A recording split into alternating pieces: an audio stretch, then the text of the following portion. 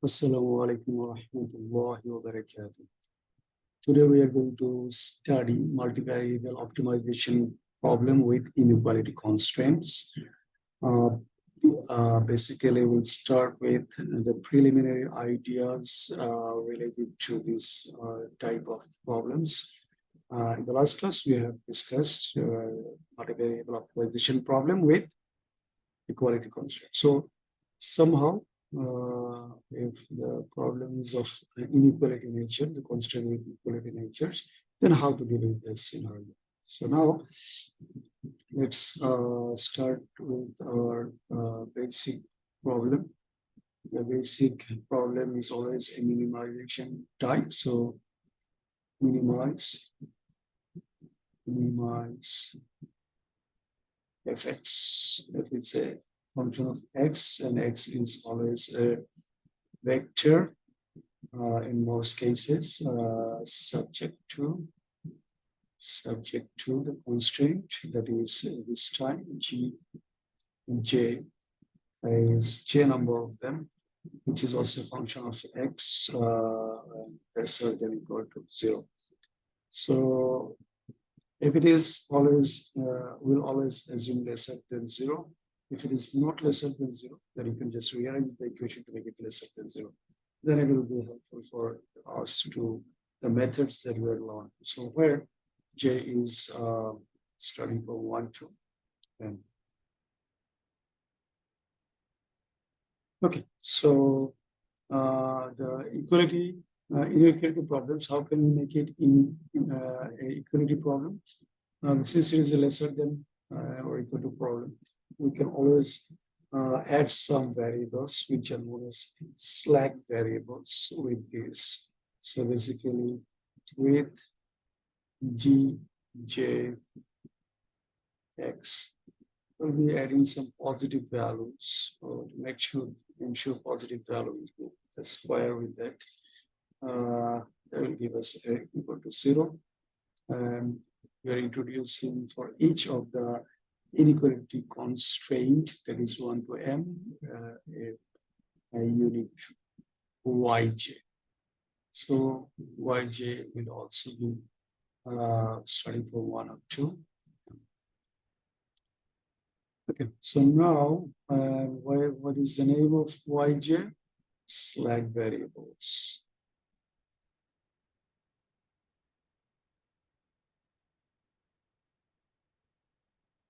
So now this problem is converted into a problem of equality constraint, that is minimize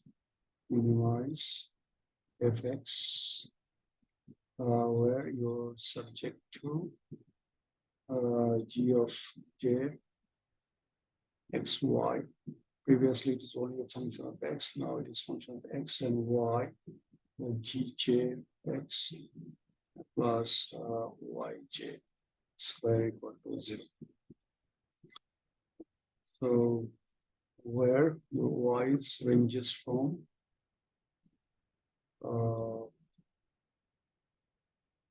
where y is basically y1, y2, 2, yn, or you can also write in a matrix, a row matrix, basically y1, y2, yn, then just take a transpose of that. So that will help us to understand what is. Now, once you have the problem in a equality form, after adding the slack variables, we can form the Lagrange function and introduce Lagrange multiplier. So let's construct the Lagrange function. So now Lagrange function L will be a function of x as well as y as well as lambda, which is Lagrange multipliers. So main function. Sometimes we forget to give these underlines, but it's always better to give those because this represents scalar vector. The vector quantities. Okay, or In some cases, you'll see also that there will be some matrices at times. So now j equal to 1 to m, then multiplied with lambda j, gj, capital Gj is a function of x and y. So it's always better to give a capital here as well, so because they're same quantity. So where lambdas are basically also lambda 1, lambda 2 up to lambda m. Yeah, so now how many variables we have? Previously there was x n number of variables, x1, x2 up to xn. Then we have n number of variables because of the lambdas, lambda 1 to lambda m. Now also added x. So basically, the number of the variables are increased. So number of the equation to solve them is also needs to be increased. So now find out the stationary point or the point of interest.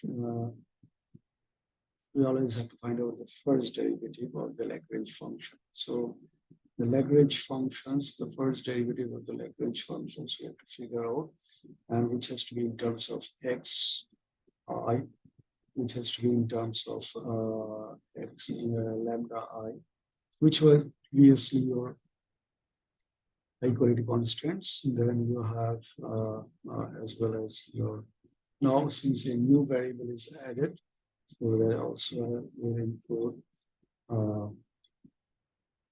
this has to be j. Okay, so dou L by dou Y j.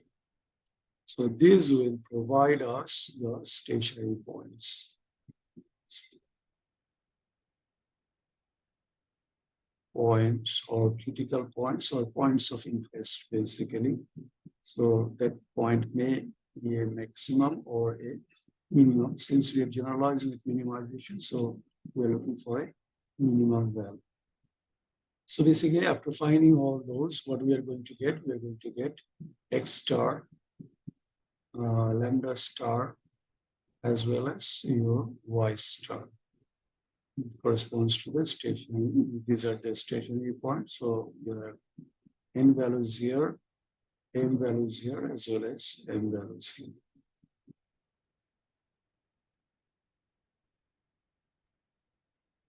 So basically, subtotal of n plus twice n number of variables. So to solve those, we also need twice n plus twice n number of equations. Now, let's find out the equation.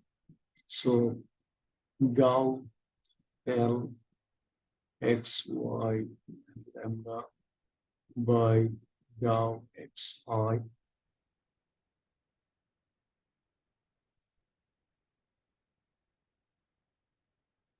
xi will be first derivative of the function with respect to xi plus j equal to 1 to m number of the summation of lambda j and g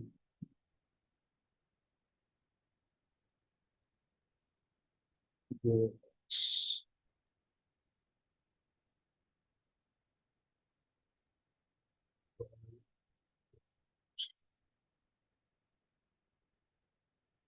So then first derivative of that has to be set to 0. Okay, so the slack variables are constant, and those are not function of x, so that is where they vanished. So secondly, dou L by dou L x, y, and lambda by dou del j is basically the function itself, which is the modified function, that is gjxy, after adding the slack variables. So basically jx plus your slack variables y yj square equal to 0.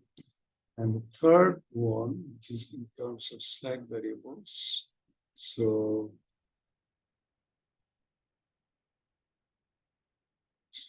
tau L x y lambda y tau yj is equal to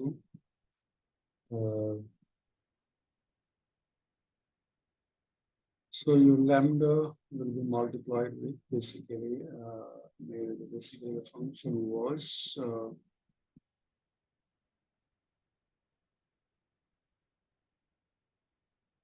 only the relevant part. We can omit fx for your please. We can write fx. So basically tau yj plus lambda j gj. So capital gj. So capital gj is basically gjx plus yj square equal to 0. So now we can modify this since these are constant with respect to y. So this vanishes. What is left is basically lambda j times yj square. So if we take the derivative with respect to that, then we will define twice lambda j yj yj equal to 0. So that has to be smaller y because of the fact that these are the elements now. So yj equal to 0.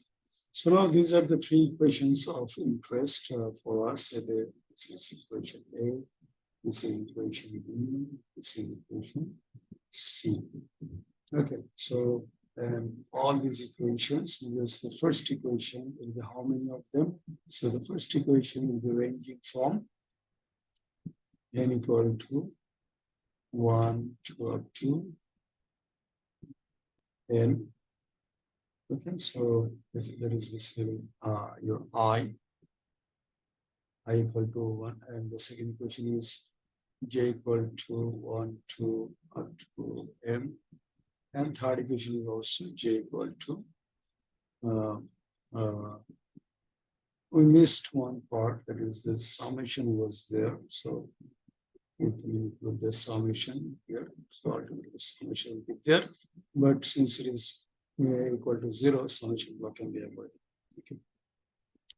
So j equal to 1 to up to n.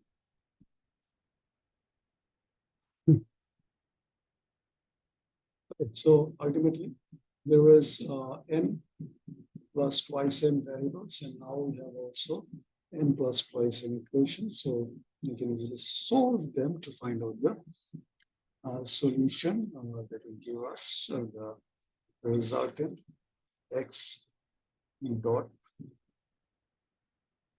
x star, lambda star, as well as y star.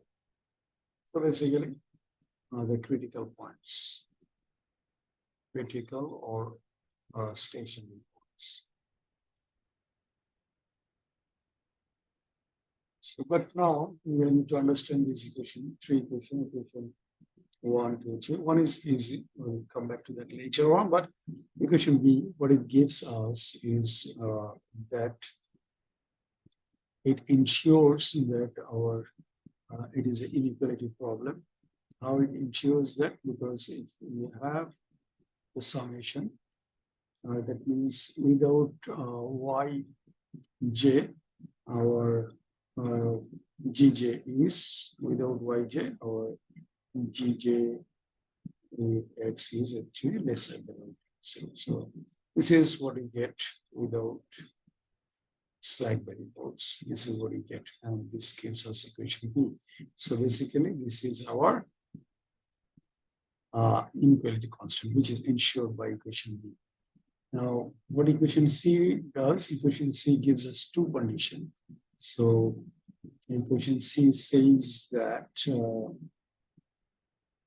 either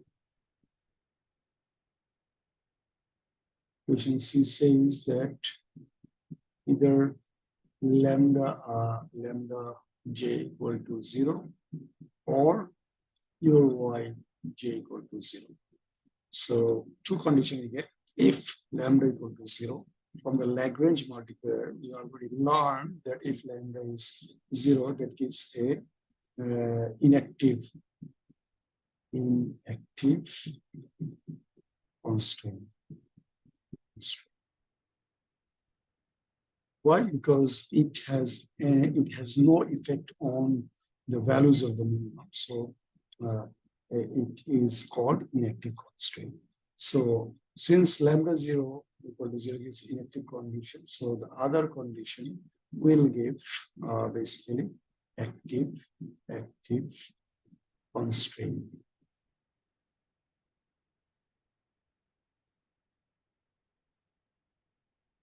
So based on this active constraint, we can also write that once, since for this case, we are getting active constraint, and since the slack variables is 0, so we can also say that in this condition, your Gj is Gjx or Gj is becoming 0. So this is a condition for the active constraint. And now we can find out that J that we have calculated that can be divided into two groups. So we can have J1, which is our active constraints,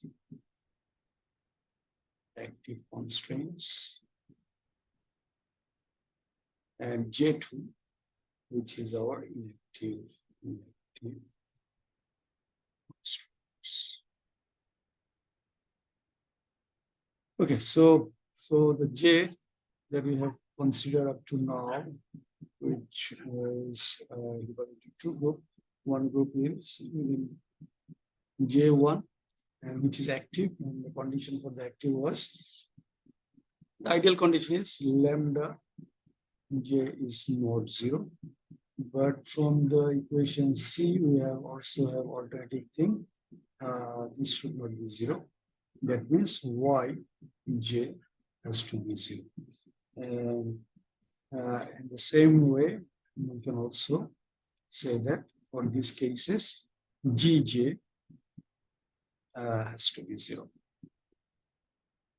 So this is active constants, and inactive constants, J those of belongs to J2. In this case, your lambda J is becoming 0. So your constraint is not contributing to the optimal value.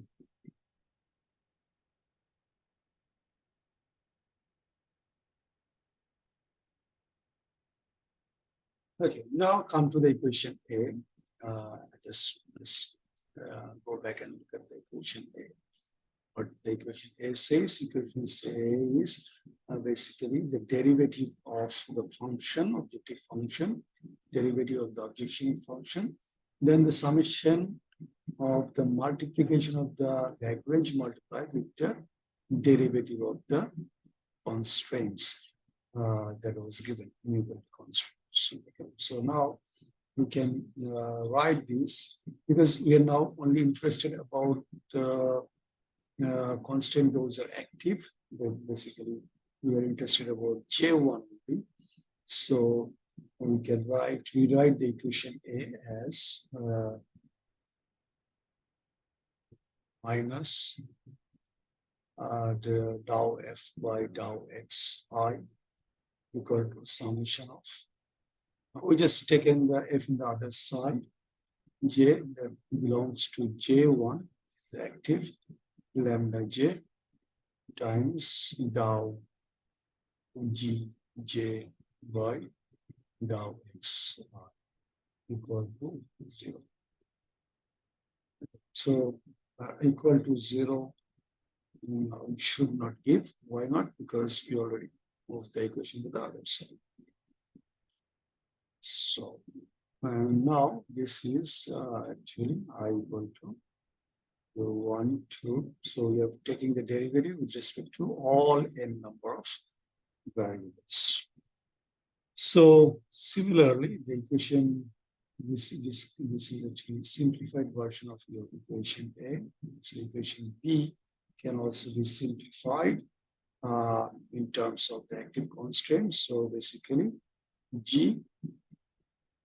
Gjx is now 0 because slack variables are 0 for the active constraints. So this belongs to J belongs to J1.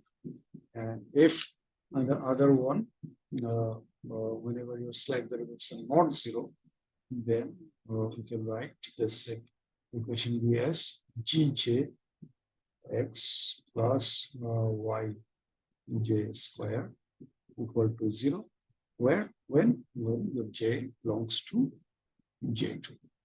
So this is equation B, which is now have two parts. So this three equation gives how many solutions basically. If we assume that active constant is P, then this equation has n. We have n equations here. N equations here.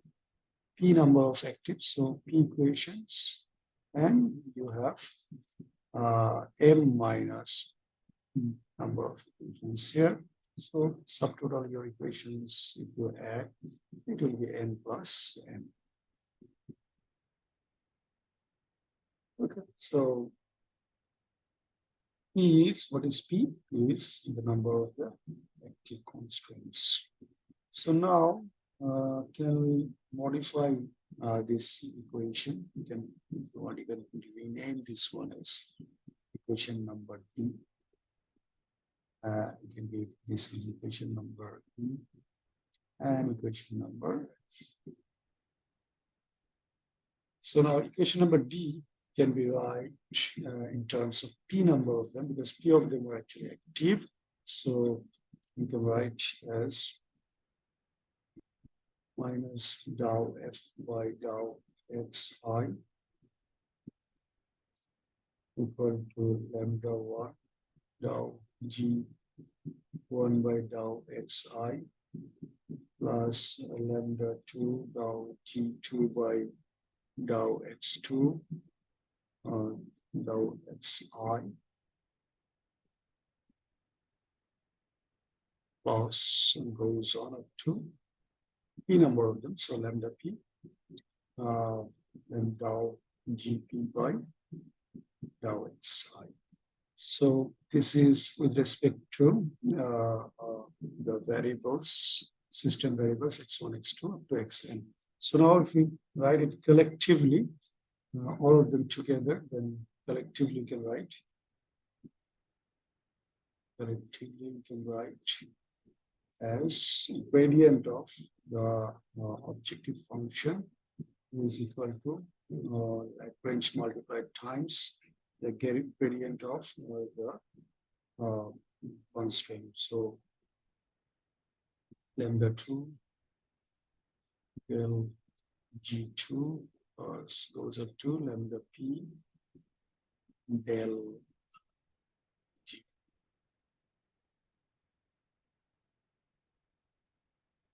Okay, so for simplicity, we can also rename this one as a equation G for future reference. So now, what is del f? Gradient of the objective function is nothing but gradient of f with respect to x1, gradient of f with respect to x2 up to gradient of f with respect to xn. And gradient of j is similarly, you can write gradient of j with respect to x1, gradient of gj with respect to x2 up to xn.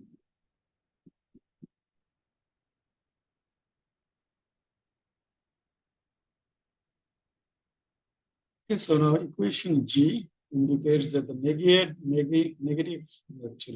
of the gradient of the objective function, since we are minimizing, so decrease of the objective function can be expressed as a linear combination of the gradients of the active constraint times their corresponding Lagrange multiplier at the operating point. So at the operating point, we can say that gradient of the negative gradient of our objective function.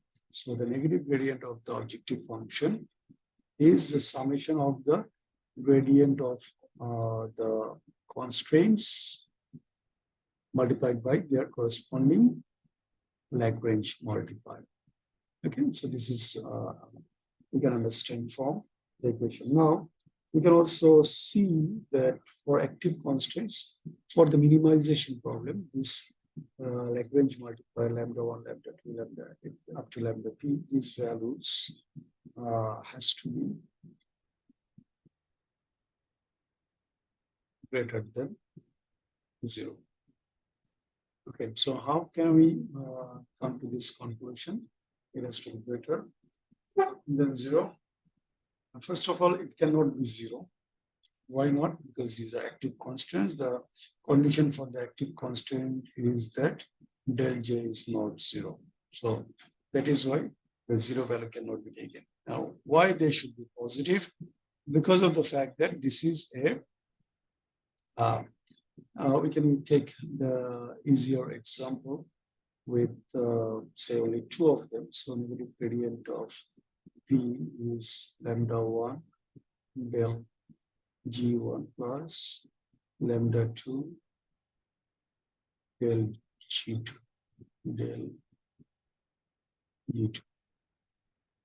Simplified case, we assume that our a feasible direction is S transpose is a feasible direction. So if this is a feasible direction,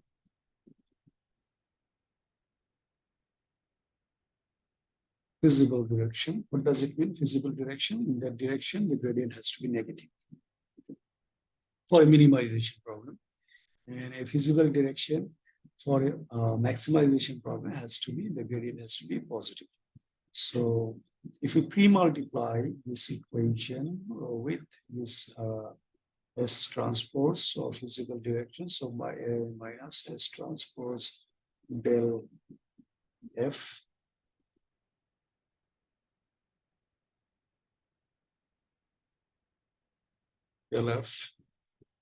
equal to lambda is a constant, so you can keep it outside. S transpose gradient of G1 plus lambda 2 S transpose gradient of G2. So the feasible direction ensures that gradient has to be negative. So and we can see that we have a negative gradient on the other side. So this is negative already. So the gradient in this one has to be lesser than. So S transpose G1 del G1 in the feasible direction, the gradient has to be negative. So this one has to be lesser than 0. Similarly, S transpose gradient of your 2 has to be negative. So since these 2 are negative, so only alternative for lambda 1 and lambda 2 has to be positive. Otherwise, if they are negative, then this negative and negative multiplier will be positive. But on the other side, you have a negative sign, so it cannot be verified. So these 2 are true. Why? Because it is along the feasible direction. So gradient has to be negative. And since these 2 are 0, we have to have the lambda values to be positive. For this condition, we have to apply later on what values the lambda carries. If the values of the lambdas are positive, then we can say that this gives us a feasible direction. Gives us a minimization problem. So now let's start the Kuhn-Tucker condition. So article 2.5.1. So Kuhn-Tucker conditions. So basically, whatever the things we have discussed so far, based on that, we will be defining the Kuhn-Tucker condition for minimization with inequality constraints. So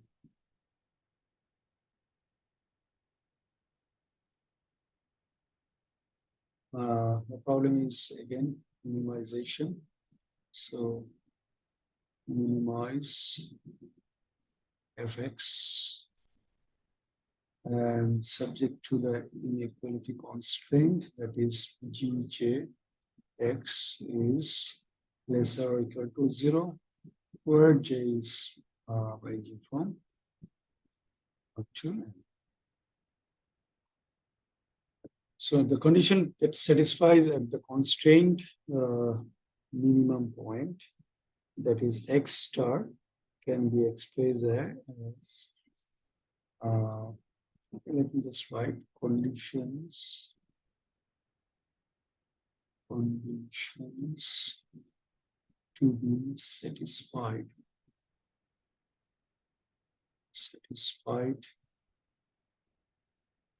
at a constraint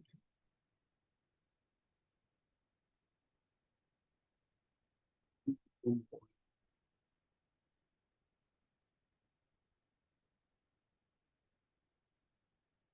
X star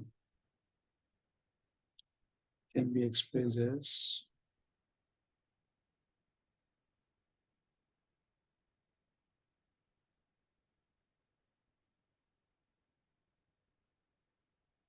what are the conditions so far we have learned?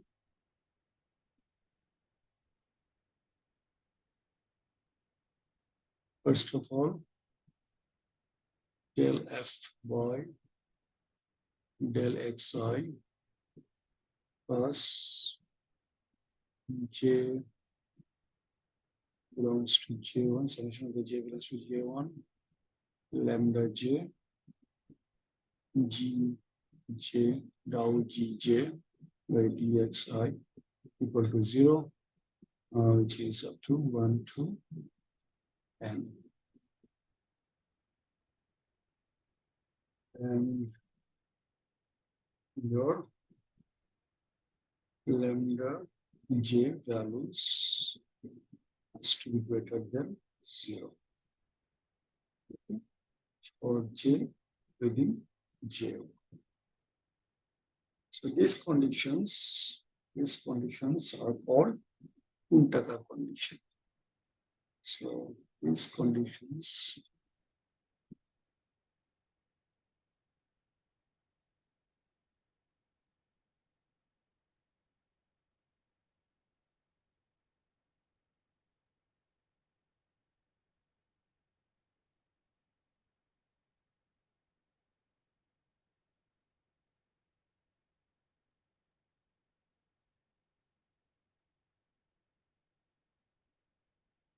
so these are called Kuhn-Tucker condition.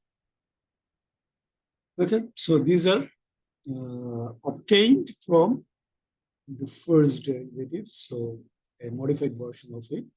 We already explained those in Article 2.5 in the preliminary discussion. So based on that, we come to this conclusion that the first derivative of the Lagrange function basically gives us this as well as the other conditions this. Why equation B, C is not included? Because we are only interested about the constant, those are active. So in a sense, that is, those can be eliminated, and based on this, this is the simplified condition that we obtain. So this is obtained from the first derivative. That is why these are necessary conditions. So these are necessary conditions, but not sufficient.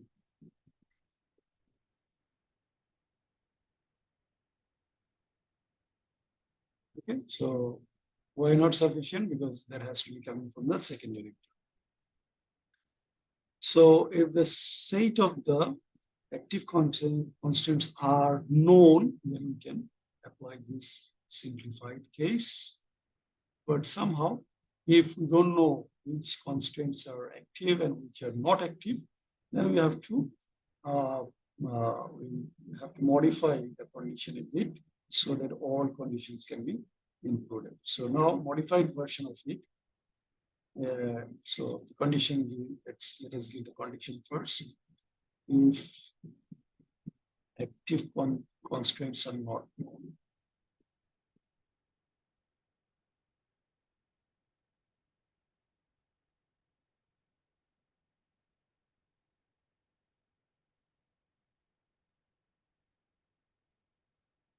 then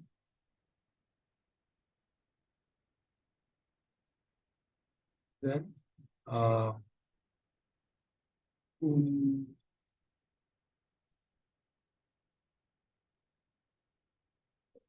condition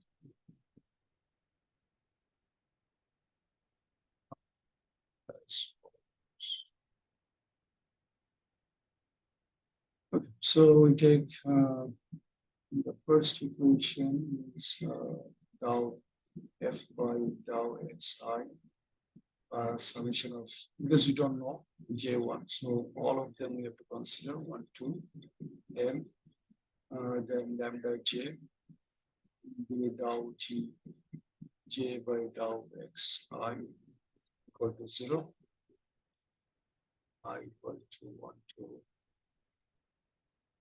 n. Secondly, we have to have lambda j, gj should be equal to 0. Okay, so this is for j equal to 1, 2.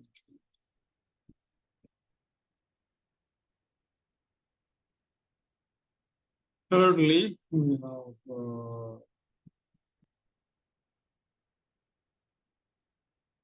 the constant itself, gj, lesser than equal to 0. And also for minimization, lambda j, we already proved that has to be greater or equal to 0. Here, inequality sign is equal sign is included because of the fact that we don't know yet the which constant are active and inactive. So that is what equality sign is included here. So these are the four equations. If we don't know that which constants are active, also in the other two cases, we also have to get same j.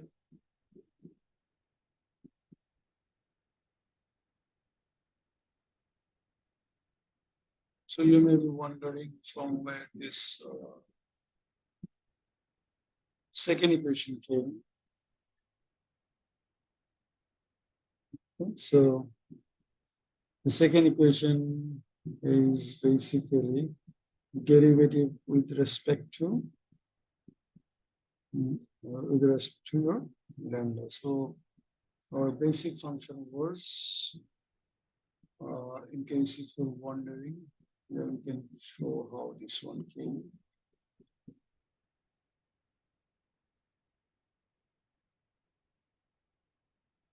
So basic function was L x y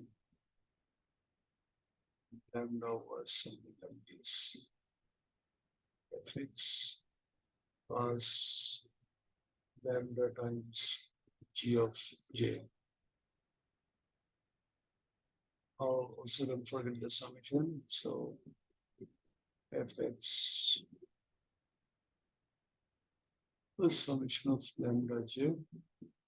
Then you have gj plus y j squared. So now d tau L by tau lambda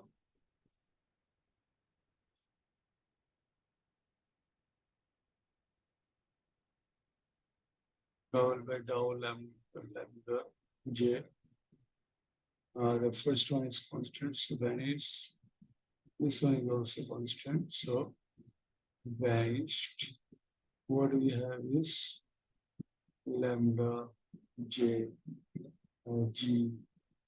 So lambda is also will become 1, so gj should be equal to 0. So gj is equal to 0.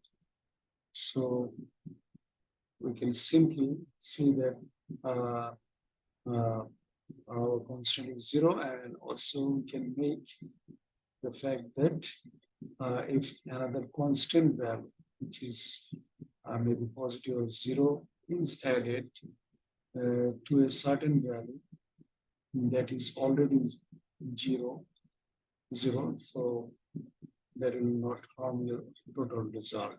So from that idea, basically we can take the second equation. Okay, so that is what we can write as lambda j gj equal to 0 as our second condition. So this is basically generalized. You can say that this is generalized Kuhn-Tucker condition. Generalized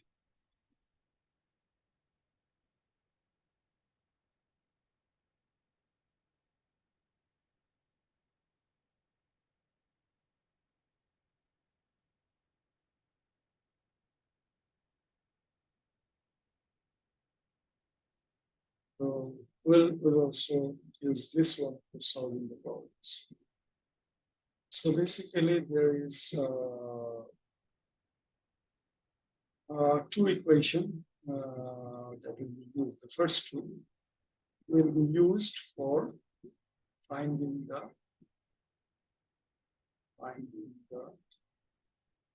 critical point.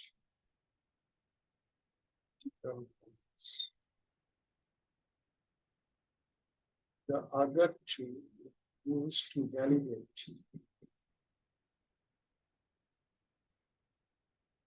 the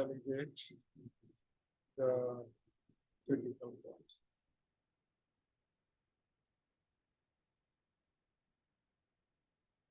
What is meant by validating the critical points? Basically, what are the values of g you have found, lambda you have found, what are the values of x and y or lambda you figure out, whether those gives correct result or not. That will be figured out after putting those values into this equation, and if the constraints are valid, then the equation is the result that we obtain is valid. So this is how we have to approach to the problem that are related to the Kuhn-Tucker condition. Okay, or the problem that are related to the inequality constraint. So in a nutshell, the first method for multivariable optimization problem with inequality constraint is Kuhn-Tucker condition. For applying that, we added slack variables to the inequality constraints to make it equality constraint. Then we applied the Lagrange multiply. Since y is included slack variables, so our derivatives also increased in number of equations of variable as well as equations increased, but somehow we simplified them and we find out a condition that will give us the critical or optimal point for multivariable optimization problems with inequality constraints. And also, we have to keep in mind that these are necessary conditions, but they doesn't ensure the minimum values. So those are not sufficient conditions. So we'll later on see the sufficient condition. Now on, and the first method is also known as Kuhn-Tucker condition, which is basically a modified version of our Lagrange multiplier problems. Okay, so in the next class, we'll try to solve problems related to the Kuhn-Tucker problem, Kuhn-Tucker condition, inshallah. Assalamu alaikum.